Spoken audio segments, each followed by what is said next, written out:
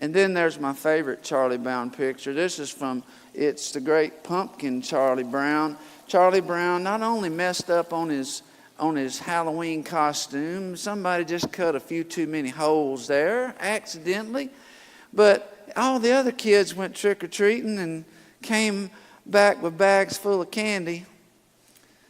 All Charlie Brown got was a bag full of rocks.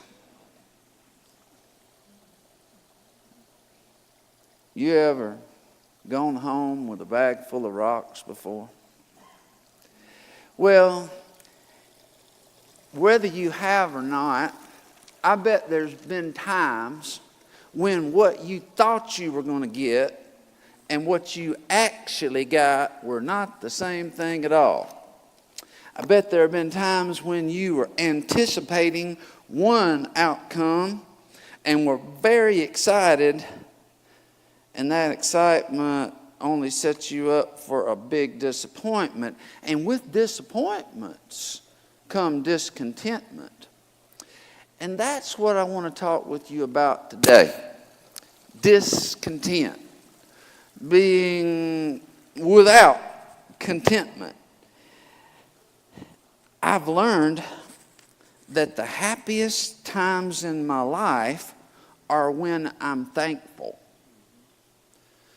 The happiest moments in life are when I recognize the good things God has given me, the good people He's put around me, and I actually focus on that, and I feel gratitude for that. Something about that produces joy. Try it this Thanksgiving. There's another thing you could try, which I would not recommend, though somebody's bound to try it anyway. And that is, wake up Thanksgiving morning thinking about all the things you're not so thankful about. Because everybody's got some of those. You see, the difference between joyful people and miserable people, between contented people and discontented people, it's not that the joyful people have everything just the way they want it, and that the miserable people have every single thing in their life going bad. The difference is that the joyful people learn to concentrate and be grateful for the good things they do have, whereas the miserable people spend way too much of their time talking about, thinking about, and telling about all the bad things that have happened to them. Do you know a victim story when you hear it, right? The worst thing about a victim story is it's not even the fact that people get tired of hearing it and start avoiding the person. It's that person who tells that victim story, all the woe is me's that have happened, they're going to get so focused on the things in their life that did not go right, on the balls they missed, the trees that wilted, the bags full of rocks, that they're not going to recognize or appreciate the good things. They're not going to be happy. They're not going to be thankful. And what a terrible way to spend Thanksgiving or any other holiday. Well, if anybody ever had reason to be discontented, it was the Apostle Paul. You see, most of the time when I've been discontented, feeling sorry for myself, it was basically for pretty selfish reasons. There were things I wanted for myself that I didn't get. There was some experience I was after. There was some achievement I hoped to get, I hoped to attain that didn't happen. And discontentment set in because I didn't get what I really thought I needed. With Paul, it wasn't even that he didn't get what he wanted for himself, because the happiest people are the people who don't think about themselves that much at all. Paul spent most of his time thinking, how can I spread this gospel? How can I get the word to a new place where it's not yet been? What's a new missionary venture I can go on? Where is a people group I can access? His mind was always on the Lord and on other people. And something about that in itself produces a joy that selfish people will never, ever experience. Do you know, I read a study recently in Psychology Today where at the University, I want to say University of New Mexico, but it may be wrong. State University, during the last couple of years, did a study where they actually transcribed the words that people were speaking as they told about their lives. People were interviewed, asked about their childhood, about their present, about their future, what they hope to get, what they're aiming for, what their life is like now, what their marriage is like, their kids. And here's what was so shocking. The researchers who wrote down, who typed in every single word that everybody spoke, discovered that the people who described themselves as happy people noticeably used the word me, I, and mine much less frequently. Let me say that in a better way, a clearer way. The people who describe themselves as unhappy, unfortunate, unlucky, whatever, those were the people who used the words me, I, mine, way more, those pronouns, whereas the happy people most often noticeably use the words him, her, they, them. Do you think that's an accident? I don't believe that's an accident. I've seen the realities of that in others, and I've experienced it in myself. And in the times when I've been most discontented, most frustrated with life, there was a whole lot of me, my, and I that wasn't satisfied. Well, Paul started out in the right direction because it was all about him and them, introducing them to him. Now that right there put him ahead of the game. But his dream had nothing to do with attaining the kinds of things that we normally dream of, the kind of things I dreamed of and worked hard to achieve. His dreams all had to do with him and them. And that's why Paul dreamed of going to Rome. He wanted to go to Rome more than anything in all the world because that was the hub of the world. That was the center point of the whole world. And he wanted to go there where there were the most of them to tell about him and be a missionary. Well, Paul only got half of what he dreamed. He got to Rome. That part worked out for him. But rather than being the missionary and he planned to be, he wound up in prison.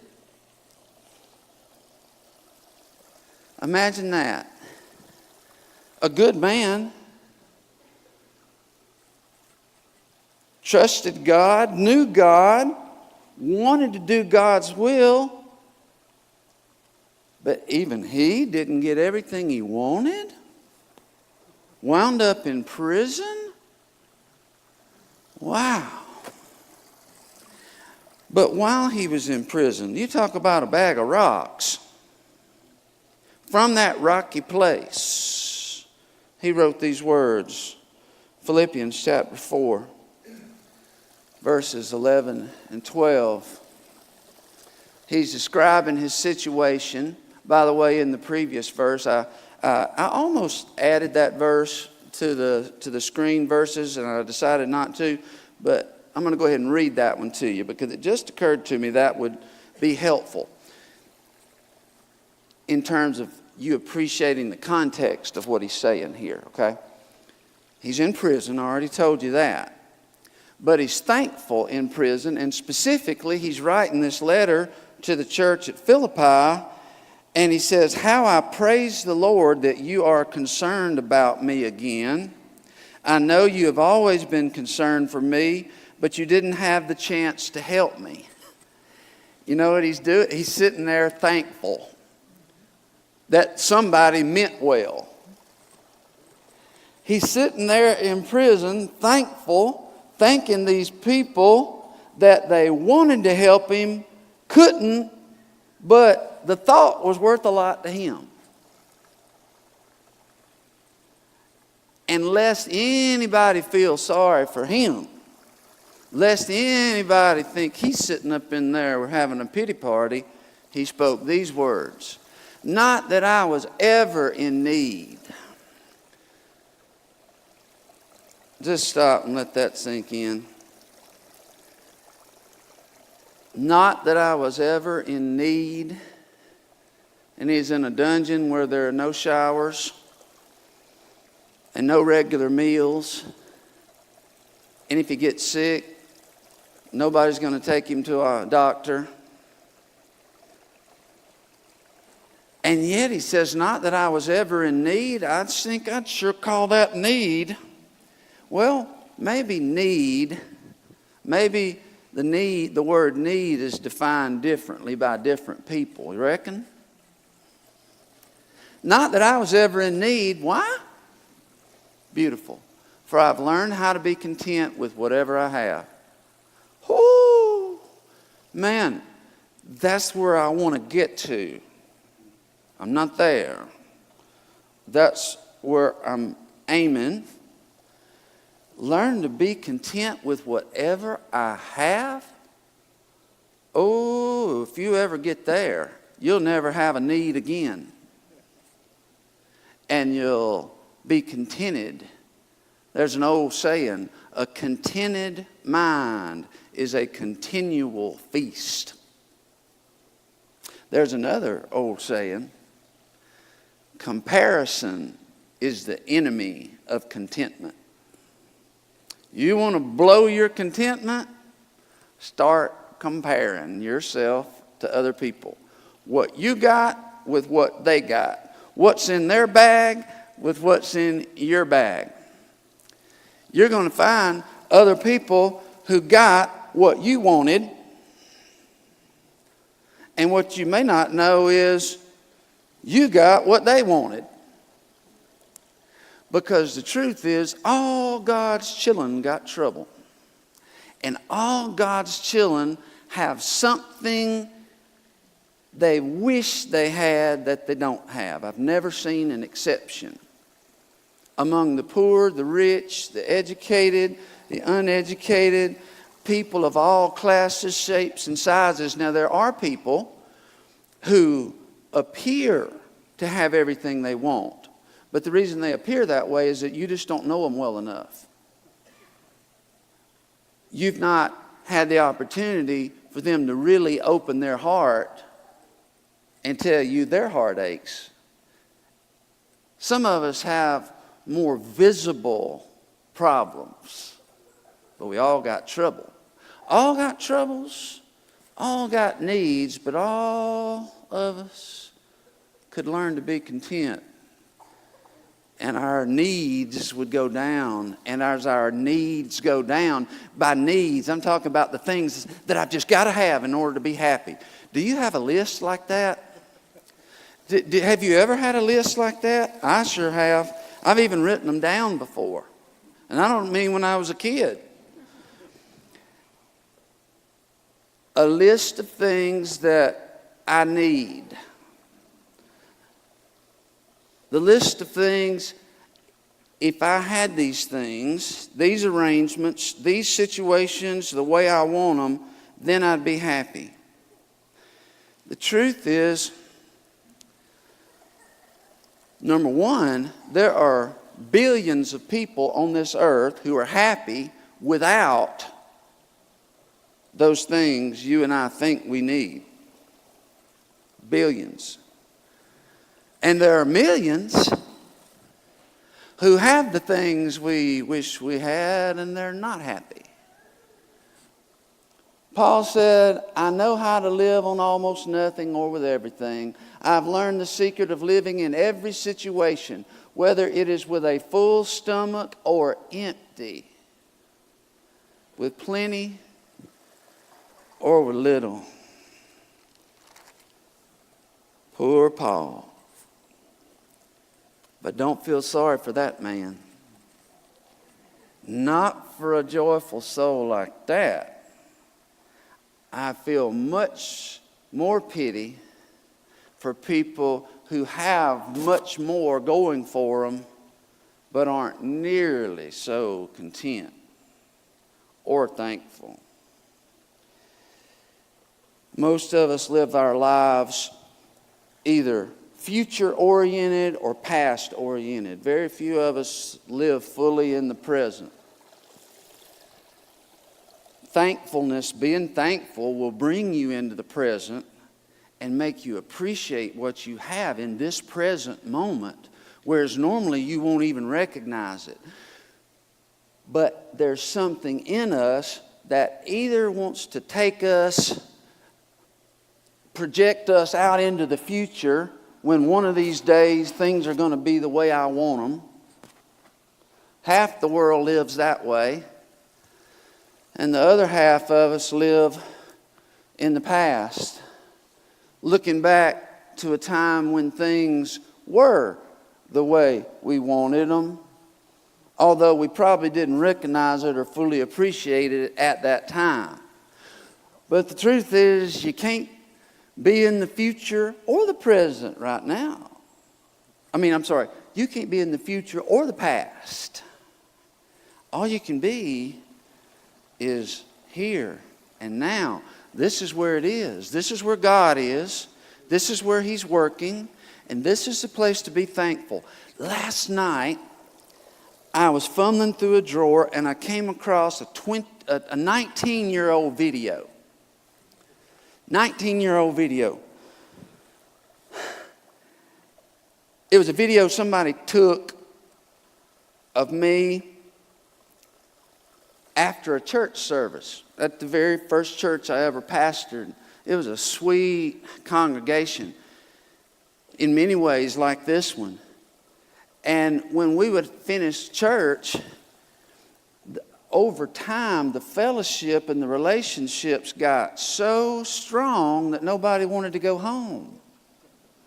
And we would just hang around. We would. On Sunday nights even. And sometimes people would get out a guitar and we would sing. In this particular video, I was sitting on the stage and I was a little younger than I am right now. But the coolest thing is there was this 1-year-old little boy who's now off at college. And he was walking all around me as I was singing. And the lady playing the guitar was sitting beside me. And he would walk up and put his hand on the wood of the guitar to feel the vibration. And he would reach out and try to strum the strings along with the woman. And I'd grab him and I'd hold him. And I'd sing. And last night, when I saw that, I remembered something. At the time that video was made, I was getting ready to leave that church. nobody knew it but me and Mena. We were getting ready to move. We were getting ready to move to a place we hated. We moved to Wyoming. And I don't mean the Grand Tetons.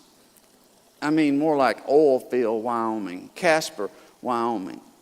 We got there just in time for the big freeze to set in. It had been my dream. And see, I was sitting there in the video singing cowboy songs. But I was getting ready to be done with all this right now. Get this behind me, because I'm going out to Wyoming. That's when life's going to be good. Well, not only was it not what I expected. You know, Henry David Thoreau spoke these words. Brand them on your heart. He said, even the best things are not worthy of their fame. You ever notice that? Have you discovered it? Ravi Zacharias, I used to quote him so much on this line.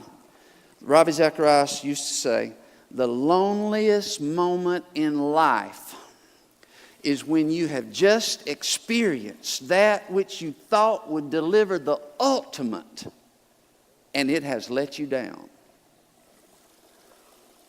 I'm not trying to tell you that there aren't good things out there. There are. I'm not trying to tell you stop dreaming. Throw away your goals. No. We're talking about balance here. Set your goals. You know, it's true. They say, it is said that when it comes to your goals, professional, career, financial, whatever, health, spiritual, if you don't have goals written down with a timetable by which you're going to be at this place and that place, a timetable to keep you challenged, if you don't have written goals, you don't have goals. You just have dreams. I'm not talking you out of that.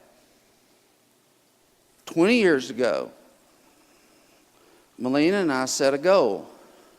One day we wanted to live in a cedar house in a field next to the big woods. And we wrote it down.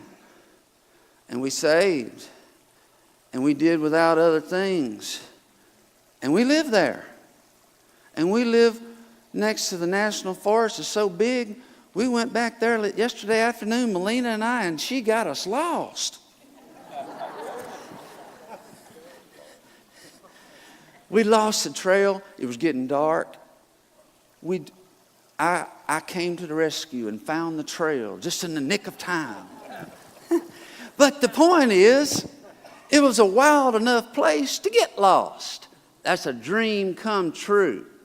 That's a goal we set, and we achieved it. And I thank God for it. Every day I wake up in that house, and every evening when I pull up in the driveway and walk toward it, I thank God. But I'll tell you what, that house doesn't make me happy. I'm a happy man, but it ain't because of that house. I've actually spent some miserable days and nights in that house when my mind was not right. Because even the best things are not worthy of their fame. Set your goals, but make sure that you don't allow yourself into being deceived. Contentment, joy, satisfaction is not waiting out yonder somewhere across some line. It is right around you right now if you'll stop and notice. Do you know what? If God were to tell me tonight, Lance, you want to make a trade? I'll trade you this house and land, and you get to go back 20 years and play with that baby boy. I don't know what I'd do, but I'm telling you that would be a tough one. Because what I'm saying is I was surrounded by joy in that moment and didn't fully appreciate it. I had something right there with me that I would never have again. And yeah, I loved him.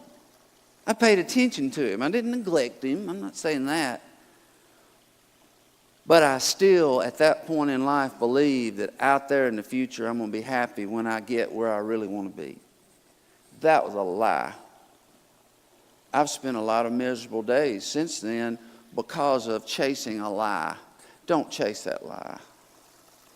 Be thankful for what you have right here, right now. And even if you don't have the people in your life, the kinds of relationships that would bring joy, if you don't have them right now, because I realize some people probably don't, then make that your goal. To build 3 new friendships, strong friendships in the next year. You talk to most happy people and they will tell you that their happiness comes primarily through relationships. That's why even in prison, when it's dangerous to be out on the yard, solitary confinement for long periods of time is still a punishment, even there. If you're in solitary confinement, it is your choice that puts you there. It's that you, I don't know how else to say it, you've been seeking other things besides relationships. And whatever you seek, you will find. Make sure that what you seek is something that is going to deliver and not let you down. Relationships with other human beings and with God. You know what I'm talking about? I'm talking about relationships with Him and them. And I pray that when you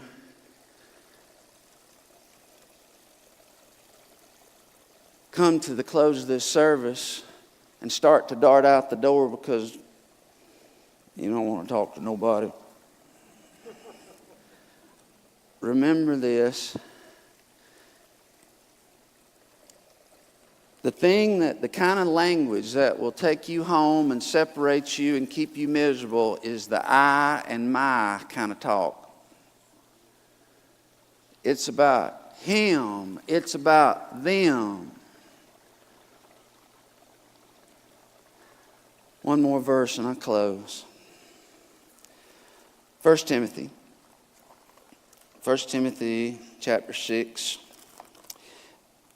and verse 6 following. Yet true godliness with contentment is itself great wealth. King James says it this way: godliness with contentment is great gain. But it goes on to say in verse 10, some people, craving money, have wandered from the true faith and pierced themselves with many sorrows. When we get too carried away seeking I and my rather than him and them, we will pierce ourselves with sorrows and loneliness and misery. And if we're not careful, the hell on earth. You can be delivered from that today. And you can start a new path today. And the rest of your life can be different. It can be brighter, more joyful. You can find contentment. And it's great gain.